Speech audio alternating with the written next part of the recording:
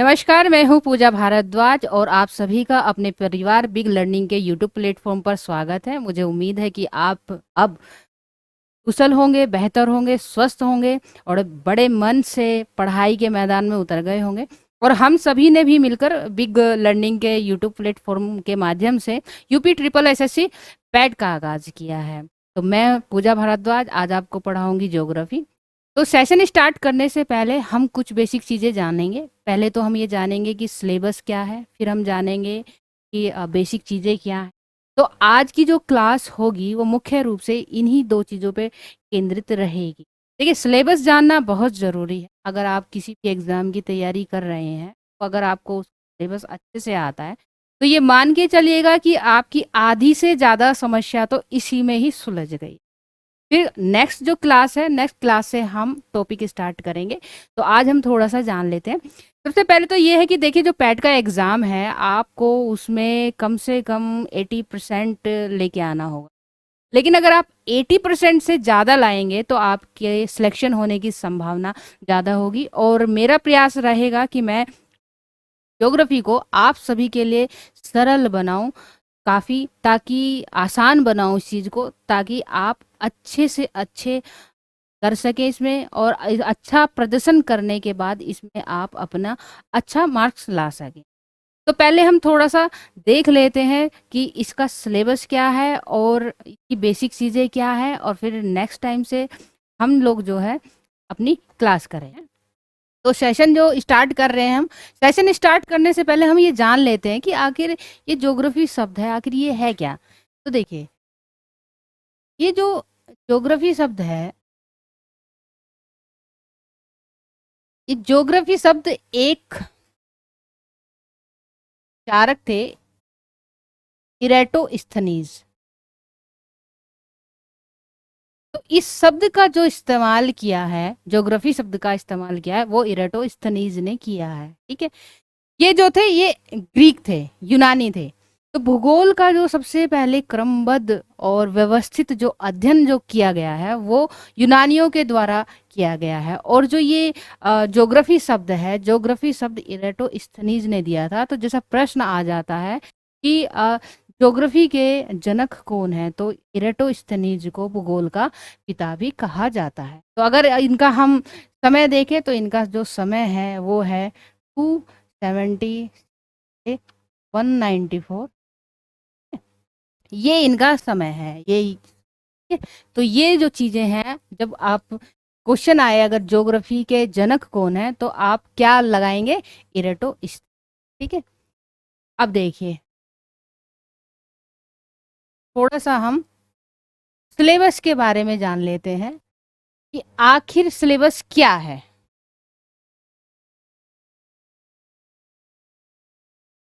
तो ये देखिए, ये सिलेबस मेंशन किया गया है, भारत एवं विश्व का भूगोल। ठीक है, भारत और विश्व का भौतिक भूगोल। तो भारत और विश्व का भौतिक भूगोल में आप क्या पढ़ने वाले, इसमें जितना भी आपका भौतिक प्रदेश का जो भी डिवाइड किया गया है वो पढ़ेंगे। अब भारत के भौतिक प्रदेश में आता क्या क्या, तो आपके पर्वत हो गए, आपकी पहाड़ियाँ हो गई, द्वीप हो गए, मैदान हो गया, ये जो नदियाँ और नदियों की घाटी है, ये भी भारत का, भारत एवं विश्व का भौतिक भूगोल इस टॉपिक के अंतर्गत ये आएगा। अच्छा, यही चीजें जो हैं, देखिए एक चीज ध्यान रखिएगा, भारत और विश्व इसमें दोनों ही एक साथ दिया गया है। तो इसका सामान्य सा अर्थ क्या है कि आपको भारत की जो चीजें पढ़नी है विश्व की ही पढ़नी होगी। ठीक है, तो ये देखिए, नदियां और नदियों की घाटी के अंतर्गत आखिर आप क्या पढ़ेंगे। नदियां और नदियों की घाटी के अंतर्गत आप पढ़ेंगे कि कितने प्रकार की नदियां हैं, जैसे कि हिमालय की हैं, जो दक्षिणी है, दक्षिण प्रायद्वीप उसकी नदियां हैं। साथ में आप ये देखेंगे कि नदियों की घाटियां कौन कौन सी हैं। तो इस टॉपिक के अंतर्गत आप नदियां और नदियों की घाटी पढ़ने वाले हैं। अब हम यहाँ आ जाते हैं इस वाले पहला टॉपिक। देखिए, पहला टॉपिक बहुत बड़ा है। ठीक है, पहला टॉपिक बहुत बड़ा है और इसको हम जब सावधानी से जब पढ़ेंगे तो बाकी के जो टॉपिक होंगे उसे तैयार करने में हमें बहुत ही आसानी होगी। ठीक है, अब देखिए नंबर 3 पे आ जाता है भूजल संसाधन। तो भूजल संसाधन क्या है? भूजल संसाधन है कि जो भूमि के अंदर जल के रिसोर्सेज हैं वो कौन कौन से। तो हमें इस टॉपिक में हमें ये पढ़ना हो। और जैसे कि मैंने ऊपर ही बताया कि भारत और विश्व के भौतिक भूगोल के अंतर्गत आप पर्वत, पहाड़ियां और हिमनद पढ़ेंगे। ठीक है, मरुस्थल और शुष्क क्षेत्र, मरुस्थल और शुष्क क्षेत्र का भी आपका एक टॉपिक है, तो ये भी आप इसमें पढ़ेंगे। फिर जो आपका जो नेक्स्ट टॉपिक इसमें आ जाता है वो है वन, फॉरेस्ट। तो वनों के बारे में आप पढ़ेंगे। ठीक है, अब नेक्स्ट देखिएगा, ये है खनिज संसाधन। तो खनिज संसाधन जो आप पढ़ेंगे मतलब मिनरल रिसोर्सेज के बारे में आप पढ़ने वाले हैं। मसलन कि लोहा कहाँ पे मिलेगा, ठीक है, और कोयला कहाँ मिलता है, मैग्नीज कहाँ मिलता है, लेकिन इन्होंने मेंशन कर दिया है कि ये विशेषकर भारत में जो है हमें इसमें पढ़ना है।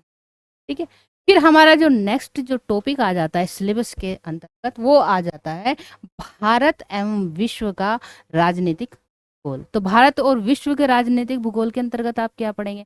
इसकी सीमाएं पढ़ेंगे। ठीक है, स्थलीय सीमाएं पढ़ेंगे, जलीय सीमाएं पढ़ेंगे, इसके पड़ोसी देशों के बारे में पढ़ेंगे, कर्क रेखा के बारे में पढ़ेंगे। ठीक है, ये सारी चीजें जो हैं इसमें बताई जाएगी। फिर आ जाता है आपका जलवायु और मौसम। इस टॉपिक के अंतर्गत आखिर आप क्या पढ़ने वाले हैं? इस टॉपिक के अंतर्गत आप पढ़ेंगे मौसम के बारे में पढ़ेंगे, मानसून के बारे में पढ़ेंगे, ऋतुओं के बारे में पढ़ेंगे। ठीक है, फिर जो आपका नेक्स्ट टॉपिक है वो आ जाता है टाइम जोन। तो ये टाइम जोन भी काफी महत्वपूर्ण टॉपिक है, तो आप टाइम जोन के बारे में पढ़ेंगे।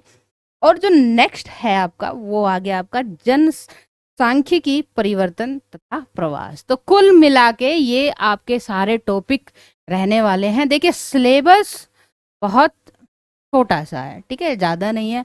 अब यहाँ पे अगर आप देखें कि ये कितने नंबरों का आता है, तो देखिए ये लगभग 5 नंबर का आता है और 5 ही क्वेश्चन।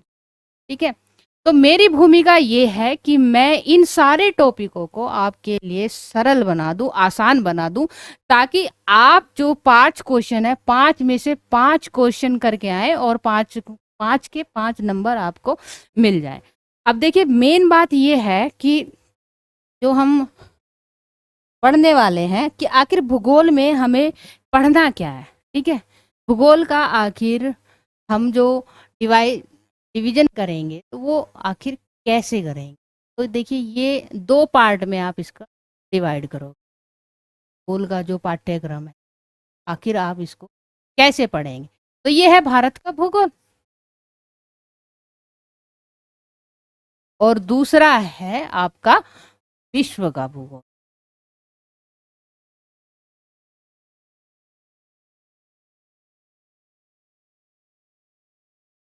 ये आपको पढ़ना है ज्योग्राफी को। ठीक है, ये दो आप इसके 2 पार्ट कर लेंगे, एक इंडियन ज्योग्राफी और एक आपका हो जाएगा वर्ल्ड ज्योग्राफी।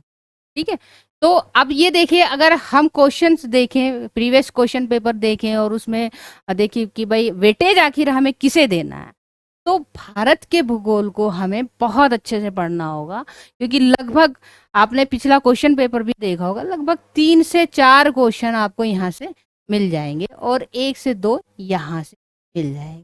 ठीक है, तो चलिए स्टार्ट करते हैं अब चीजों को। तो चूंकि आज की जो क्लास है, जैसे कि मैंने शुरुआत में ही कह दिया था कि ये एक तो आपसे मिलने का भी एक अवसर मिल गया और थोड़ा सा आपको सिलेबस भी बताना है और थोड़ा सा आपको बेसिक चीजें भी बतानी। तो जब हमारी नेक्स्ट क्लास होगी तो नेक्स्ट क्लास में मैं जो है टॉपिक से स्टार्ट कर दूँ। ठीक है, तो आप सभी का इस पहली क्लास में स्वागत है। तो चलिए समय ना खराब करते हुए चीजों को समझते हैं। तो ये देखिए ज्योग्राफी के बारे में थोड़ा सा हम जानते हैं कि ज्योग्राफी जो है आखिर क्या इस है क्या ये भूगोल, भूगोल आखिर है क्या भूगोल। तो देखिए ये एक विषय है भूगोल। ठीक है, 2 शब्द आते हैं, एक तो जी, एक आता है ग्राफिया। तो जी का मतलब क्या होता है? ये है अर्थ, अर्थात पृथ्वी। और ग्राफिया का मतलब क्या है? ग्राफिया का मतलब होता है डिस्क्रिप्शन, मतलब उसका वर्णन करना। तो बेसिकली ये माना जाता है कि जो भूगोल है, भूगोल एक ऐसा विषय है जिसमें पृथ्वी का आप अध्ययन करते हैं, पृथ्वी का वर्णन करते हैं, ठीक है। लेकिन अब पृथ्वी का वर्णन करते हैं तो, लेकिन ऐसा तो नहीं है कि सिर्फ पृथ्वी का ही वर्णन होता है ना। तो ये क्या है, भूगोल एक तरह से एक स्वतंत्र विषय है। इसके अंतर्गत आप न केवल पृथ्वी का वर्णन करेंगे, आप आकाशीय पिंडों को भी आप देख सकते हैं, या महासागरों को देख सकते हैं, ठीक है। और बहुत सी चीजें हैं, आप स्थल खंड को देख सकते हैं। मतलब बहुआयामी ये जो है विषय है, स्वतंत्र विषय है, ठीक है। लेकिन चूंकि हमें तो पैट के अकॉर्डिंग ही पढ़ना है, उस वही सिलेबस पढ़ना है, तो हमारा जो ध्यान केंद्रित होगा वो यही रहेगा कि हमारा जो टॉपिक मेंशन किया गया है हम उसी के ही अकॉर्डिंग पढ़ें, और स्मार्ट तरीके से तैयारी करके अच्छे से मार्क्स लें, ठीक है।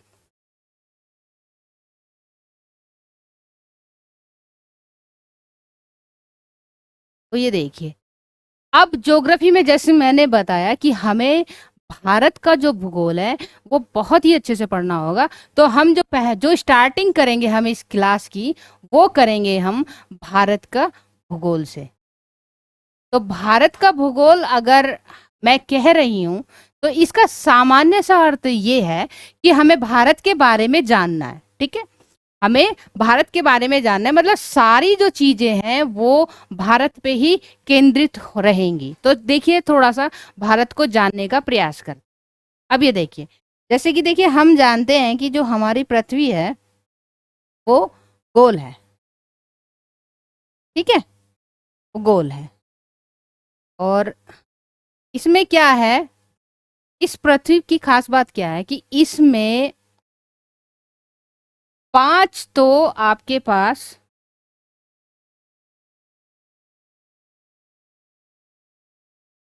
एक मिनट,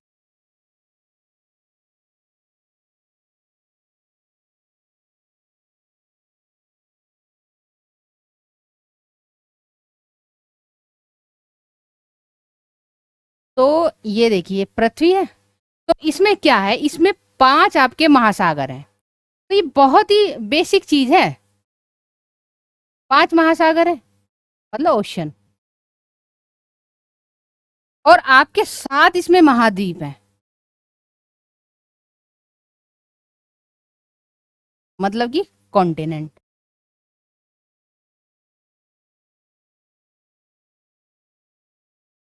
तो अब जान लेते हैं हम इसके बारे में। ये जो 5 महासागर हैं, इन्होंने लगभग लगभग 71% जो है हिस्सा कवर किया हुआ है। मतलब 71 जो प्रतिशत है, 71% में इन्होंने जो है, 71% में पूरी पृथ्वी में 71% में सिर्फ जल ही जल है, ठीक है। और जो ये 7 महाद्वीप है, जो बाकी शेष बचा, मतलब अगर पूरी पृथ्वी 100% है तो उसमें 29 जो परसेंट है वो महाद्वीपों का है, मतलब कि स्थलखंड है। ये जो है स्थलखंड है। तो अब ये देखिए, अगर मैं ये कह रही हूं कि 70% पे तो देखिए जल है, और 29% पे आपका स्थलखंड है, ठीक है। तो आखिर ये चीजें किस तरीके से है, आखिर हमारा जो महाद्वीप है वो कौन सा है? तो देखिए, एक महाद्वीप है एशिया, एक है आपका उत्तरी अमेरिका या अफ्रीका, ऑस्ट्रेलिया, दक्षिण अमेरिका और अंटार्कटिका। अब इन्हीं महाद्वीपों में जो हमारा महाद्वीप है वो है एशिया। तो जो एशिया महाद्वीप है, उस महाद्वीप में भारत देश है। तो ऐसे पूछ लेता है कि भारत जो है कौन से महाद्वीप में आता है, तो ये आपका प्रश्न का उत्तर हो जाएगा कि भारत जो है एशिया महाद्वीप में आता है, ठीक है। अब एशिया महाद्वीप के बारे में थोड़ा सा और जानते हैं। तो ये जो भारत है, भारत एशिया में, सिर्फ एशिया में नहीं आता, ये दक्षिण एशिया में आता है। दक्षिण एशिया के अंतर्गत आता है। और दक्षिण एशिया में जितने भी देश हैं वो सारे के सारे इंडियन सब कॉन्टिनेंट कहलाते हैं, यानी कि भारतीय उपमहाद्वीप के देश। ठीक है, तो अगर ये देखा जाए कि भाई ये सारे देश कौन कौन से हैं, तो हम ये देख लेते हैं। तो ये देखिए, ये एशिया, ये दक्षिण एशिया। ठीक है, तो मैंने कहा, जैसे कि मैंने बताया कि दक्षिण एशिया में जो जितने भी देश हैं, जितने भी देश हैं वो सब भारतीय उपमहाद्वीप क्षेत्र के अंतर्गत आते हैं। तो ये हो गया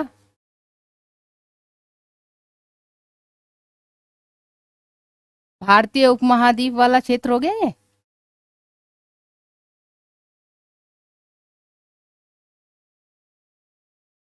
तो ये है, ये सारा का सारा किसे, ये जो दक्षिण एशिया वाला क्षेत्र है उसे हमें बोलते हैं। अब इसमें देखिए देश देख लेते हैं, आखिर इसमें कौन कौन से देश आएंगे। तो पहला तो देखिए भारत ही हो गया, पहला देश जो हो गया वो भारत हो गया। दूसरा जो देश हो गया वो बांग्लादेश हो गया।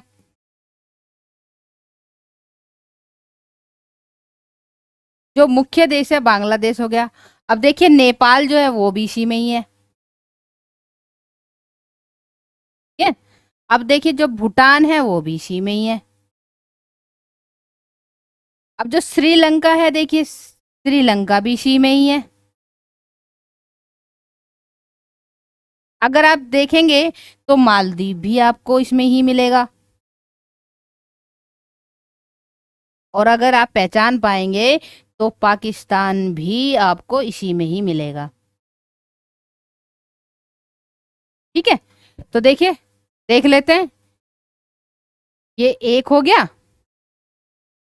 ये दो, ये तीन, ये चार, ये पांच, ये छह और ये सात।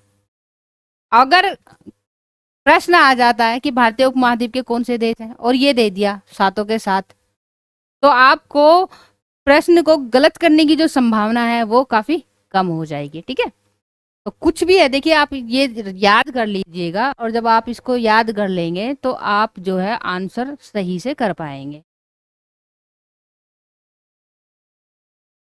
अब देखिए, अब हमने एशिया के बारे में जाना, हमने जाना कि एशिया एक महाद्वीप है, ये एशिया है, और इसके दक्षिण में अर्थात दक्षिण एशिया में भारत है।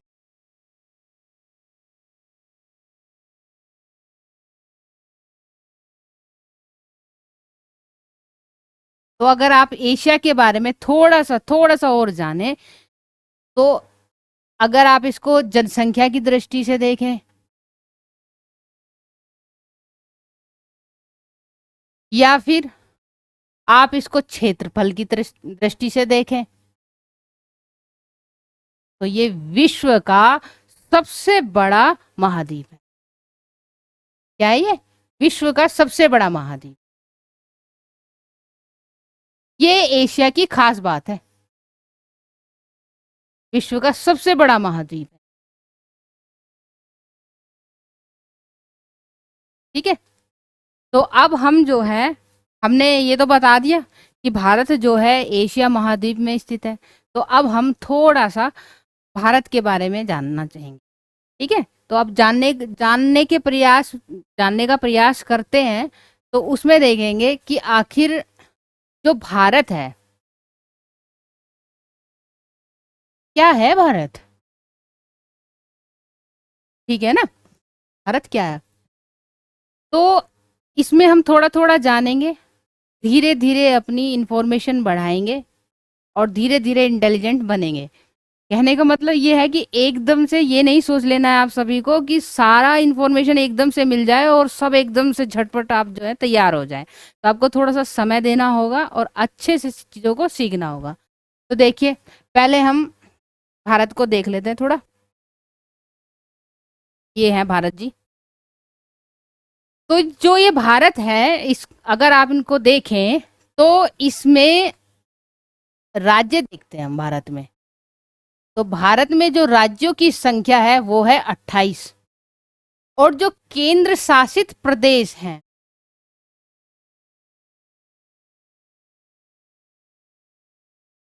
यूनियन टेरिटरी, ये है 8। ठीक है, राज्यों की संख्या कितनी है?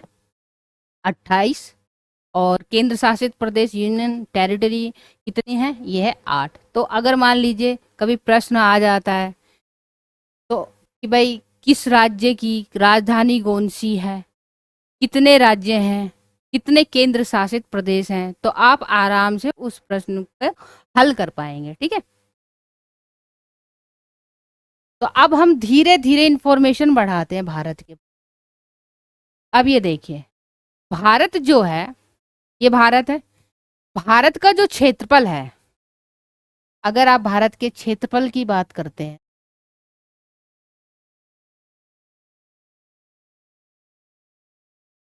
तो ये है 32,87,263 वर्ग किलोमीटर।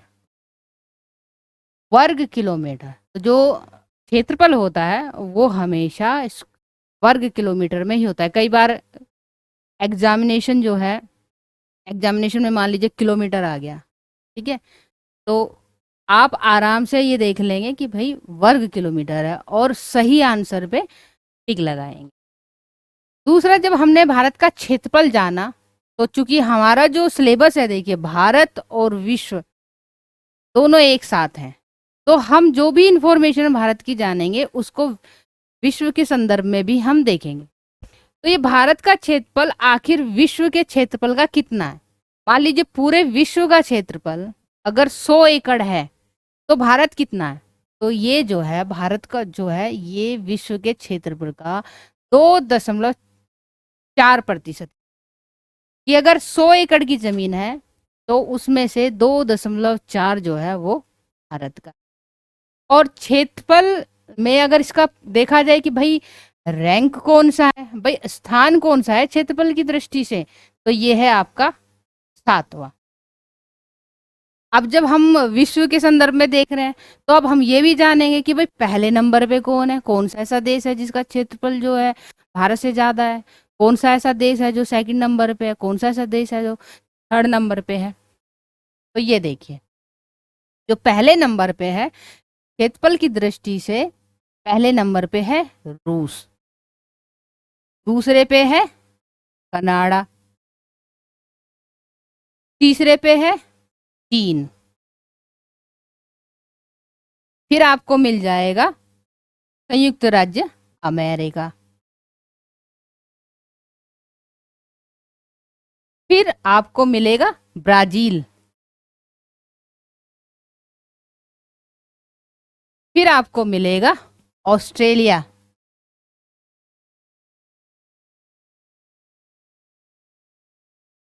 और फिर आपको मिलेगा भारत। तो देखिए स्थान कौन सा हो गया, 1 2 3 4 5 6 7। अब अगर प्रश्न आ जाएगी भाई भारत से छोटा कौन सा देश है, तो ये आ जाएगा अर्जेंटीना।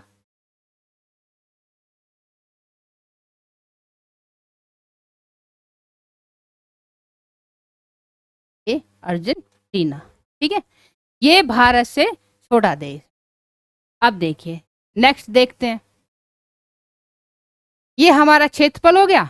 अब थोड़ा सा और जानते हैं, जनसंख्या देखते हैं, जनसंख्या।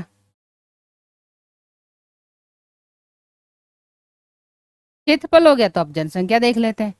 जनसंख्या जो है, देखिए हमारे यहाँ जो जनगणना हुई है वो हुई है 2011 में। तो 2011 में जो भी आंकड़े आए हैं तो हम उसे ही मान के चलेंगे, अभी तक नए आंकड़े नहीं आए हैं।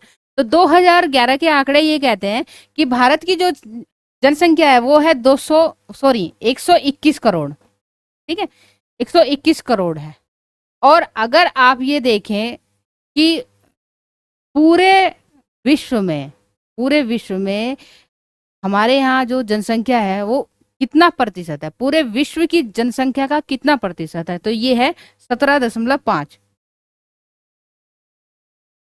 मतलब ये मान के चलिए कि अगर पूरे विश्व की जनसंख्या 100 करोड़ है तो 17.5 करोड़ हमारे ही देश में है।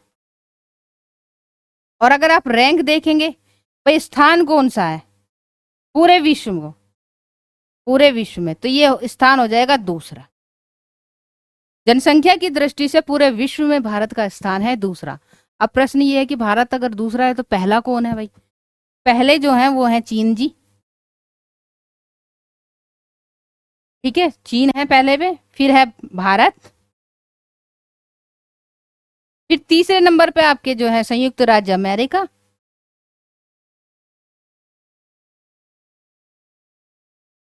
चौथे नंबर पे है इंडोनेशिया।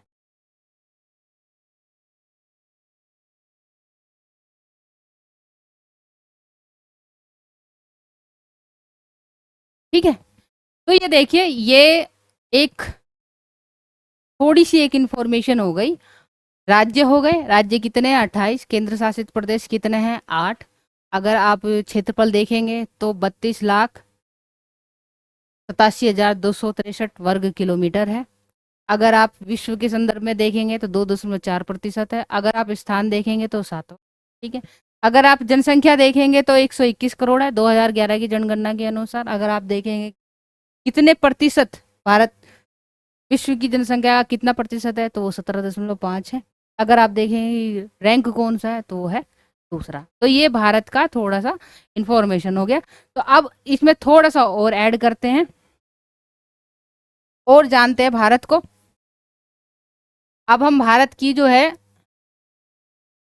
हमने राज्य देख लिए, केंद्र शासित प्रदेश देख लिए, ठीक है, और जनसंख्या देख ली, क्षेत्रफल देख लिया। तो अब इसका विस्तार देख लेते हैं। विस्तार क्या है? तो ये है भारत। तो देखिए भारत का जो विस्तार है इसको देखिए, मैप में देखिए बहुत अच्छे से। ये उत्तर से दक्षिण हो गया, ये ये उत्तर से दक्षिण, ये पश्चिम से पूर्व। ठीक है, तो ये पूरा एरिया कितना है? तो जो उत्तर से दक्षिण जब आप देखेंगे,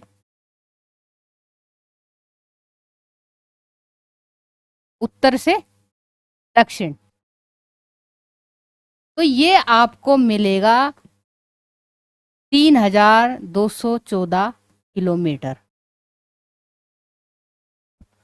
और अगर आप पश्चिम से पूर्व की ओर देखेंगे, मैं देखो साथ के साथ लिख रही हूं, राइटिंग मेरा थोड़ा अच्छा नहीं है, लेकिन इतना तो है कि समझ में आ जाएगा। तो पश्चिम से पूर्व अगर आप देखेंगे 2,933 किलोमीटर। तो जो मैं लिख रही हूं आप नोट कर सकते हैं इसको। अब देखिए, ये तो हो गया उत्तर से दक्षिण, पश्चिम से पूर्व। अब हम ओवरऑल देखेंगे कि जो इसकी स्थलीय सीमा है वो कितने किलोमीटर है। तो भारत की जो स्थलीय सीमा है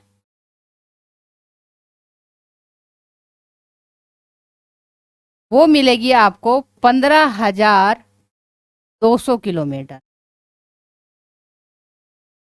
अब और जानते हैं, तो ये तो हो गई देखिए स्थलीय सीमा, लेकिन इनका क्या? ये है तटीय सीमा। भाई इधर जो है, इधर इधर तो जल है ना, अरब सागर है ये वाला हिस्सा, बंगाल की खाड़ी हो गई ये वाला हिस्सा। ठीक है, तो ये वाला जो हिस्सा है, ये वाला, ठीक है, ये इसकी लंबाई है 6100 किलोमीटर। लेकिन इसकी खास बात क्या है ये देखिएगा, असल में है क्या कि यहाँ पे भारत में जो है ये द्वीप भी हैं। हाँ ये द्वीप है। तो जो तटीय सीमा होगी वो द्वीपों की मिला के भी होगी ना। तो ये तो सिर्फ देखिए मुख्य स्थल की हो गई ये तो। जो मुख्य स्थल की तटीय सीमा है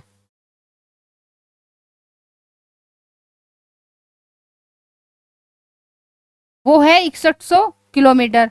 लेकिन अगर आप उसमें द्वीप भी जोड़ेंगे तो ये जो सीमा होगी ये होगी आपकी 7516.6 किलोमीटर। तो देखिए ये थोड़ा सा एक डिफरेंस है इसमें। तो मुख्य स्थल की तटीय सीमा और द्वीपों को मिलाकर तटीय सीमा।